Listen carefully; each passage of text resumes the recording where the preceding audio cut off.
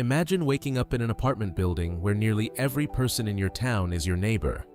Your teacher lives upstairs, the local shopkeeper lives down the hallway. The police station is inside the building, the post office is downstairs, and your child can reach school through a tunnel without walking through a snowstorm. Would you call this an apartment building or an entire town standing vertically? Now, picture trying to leave.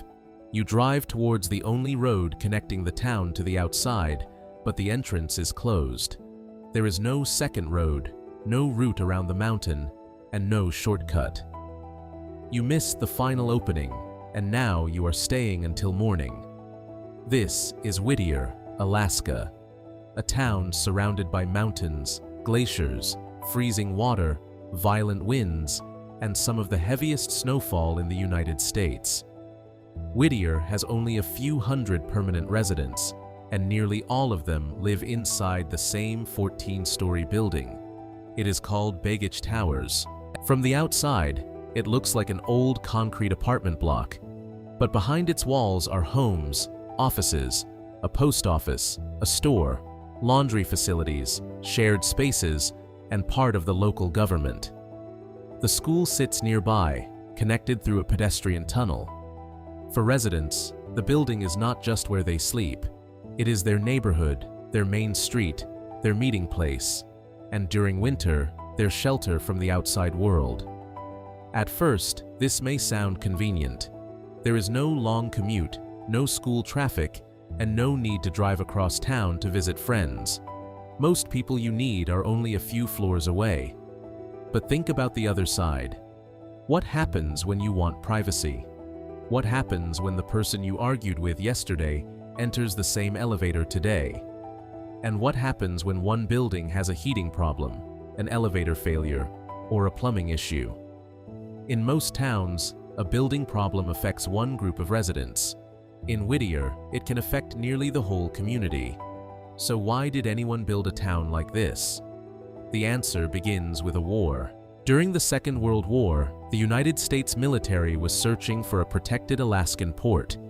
It needed a location hidden by mountains and clouds, a place where ships could unload supplies, and a place connected to the rest of Alaska by railway. Whittier looked almost perfect. But the military faced one major problem. How do you house hundreds, perhaps thousands, of people in a place where the weather can make traveling between buildings difficult and dangerous? Their solution was simple. Do not spread the town across the land. Put almost everything under one roof. But that was only the beginning. This military plan would accidentally create a vertical town. One enormous building would be abandoned, while another would become home to nearly everyone. A single tunnel would decide when residents could enter or leave. A powerful earthquake would turn Whittier's protective surroundings into a deadly trap, and the quiet winter settlement would transform into a completely different town during summer. By the end, there will be only one question left. Could you really live here? During the 1950s, the military's unusual solution began to rise beside the mountains. Two enormous buildings were constructed. The first was the Buckner Building, a massive structure that worked almost like a complete city. Soldiers could sleep, eat, work, receive medical care, and spend their free time without crossing Whittier during severe weather. Nearby stood the Hodge Building, a 14-story residential block for military families and workers. The arrangement was practical rather than beautiful. Keeping people and services close together reduced the danger of moving through snow, cold rain, and powerful coastal winds. For a time, Whittier was filled with activity. Ships entered the harbor, trains traveled through the mountain, and military families built their lives in this remote Alaskan settlement. Nobody knew that one of these buildings would later contain the heart of an entire civilian town. During the early 1960s, the military began pulling out. Soldiers left, offices closed, and rooms that had once been busy slowly emptied. The Buckner Building was abandoned. It still stands today, with broken windows, dark corridors, and water-damaged rooms. From a distance, it resembles a concrete fortress. Inside, it feels like the remains of a city everyone left behind. The Hodge building followed a different path. Families remained, civilian workers stayed, and local services moved into its lower levels. The building was renamed Begich Towers, and it gradually became the center of Whittier. Most former military settlements shrink when the soldiers leave. Whittier survived by using what remained. Apartments became a neighborhood. Hallways became streets. Elevators became the quickest way through town. Whittier did not grow outward. It grew upward. Life inside Begich Towers is ordinary in many ways. Residents prepare breakfast, take their children to school, go to work, and return home like families anywhere else. The difference is that nearly every part of their routine happens within the same building. A resident might meet a teacher, a city employee, and a harbor worker during one elevator ride.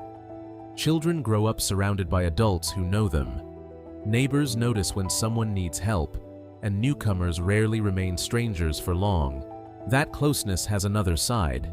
In a large city, you can leave home and disappear into a crowd. In Begich Towers, a disagreement can follow you into the elevator, and private news can travel from one floor to another. Privacy exists behind the apartment door. Community life begins the moment it opens. The town depends on the building physically too. A heating problem, plumbing failure, or broken elevator can affect many families at once. Begich Towers is not simply where Whittier sleeps. It helps keep Whittier functioning. Yet the strongest reminder of the town's isolation is not found inside the building. It is found inside the mountain. Whittier's only road connection to the rest of Alaska passes through the Anton Anderson Memorial Tunnel. The tunnel runs for roughly 2.5 miles through Maynard Mountain, and cars share the passage with trains. Vehicles must follow a schedule. Traffic moves towards Whittier during one period, away from it during another, and trains receive their own time inside the tunnel. Shopping trips, appointments, deliveries, and evenings outside town must all fit around these openings. For a first-time visitor, the journey feels almost cinematic. A traffic light turns green. Your car enters the mountain. Railway tracks run beneath the tires as daylight disappears behind you. For several minutes, there is nothing outside the windows except concrete, lights, dripping water, and solid rock. Then, the tunnel opens, and Whittier appears between the mountains and the water like a hidden settlement. For residents, the experience is less romantic. Miss the last opening, and there is no second road, mountain pass, or shortcut. You may have to remain in Whittier until morning. In most towns, being late creates a small delay. Here, a traffic light inside a mountain can decide where you spend the night. The mountains may seem to protect Whittier from the outside. But on March 27, 1964, that same landscape became a trap. Alaska was struck by a magnitude 9.2 earthquake, the strongest recorded in United States history. Underwater landslides generated destructive waves. Tsunamis struck Whittier's waterfront, damaging rail facilities, buildings, fuel storage areas, and sections of the harbor. Fires broke out, structures were destroyed, and 13 people in Whittier lost their lives. Picture the town during those moments. The ground is moving.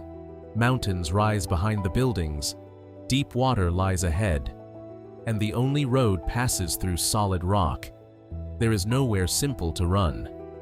The disaster exposed the price of Whittier's location. Still, the residents rebuilt, stayed, and continued their lives inside Begich Towers. After its military role faded, Whittier found a new purpose as a gateway to Prince William Sound. Summer brings long daylight hours, green mountain slopes, waterfalls, boats, glacier cruises, fishing, kayaking, hiking, and wildlife tours. Restaurants become busy, visitors fill the harbor, and cars form lines near the tunnel. For a few months, Whittier feels crowded. Then winter returns, and another version of the town appears. Tour boats slow down. Seasonal businesses close or reduce their hours. Snow covers the roads, clouds hide the mountain peaks, and the harbor becomes quiet. Inside Begich Towers, the permanent community continues. Children attend school, workers maintain the building, residents collect packages, and families prepare dinner behind rows of windows overlooking the mountains and water. Summer Whittier partly belongs to visitors. Winter Whittier belongs to the people who truly live there. Tourists sometimes expect Begich Towers to feel like a strange experiment. The reality is much more familiar. Behind each door is an ordinary home where families cook, children play, people watch television, and residents prepare for another working day. Nothing inside one apartment seems unusual. The strange part appears when you remember that the people behind almost all those doors form nearly the entire community. Could you live there? At first, the short commute, nearby friends and mountain views might feel perfect. After several months, the same faces, limited privacy, tunnel schedule, and dependence on one building might feel very different. Whittier offers shelter, closeness, and one of Alaska's most dramatic settings. In return, it asks residents to accept isolation and a life shaped by one building and one tunnel. And now, the final chapter. Whittier is often called the town where everyone lives in one building. The headline sounds impossible, but the real story is better.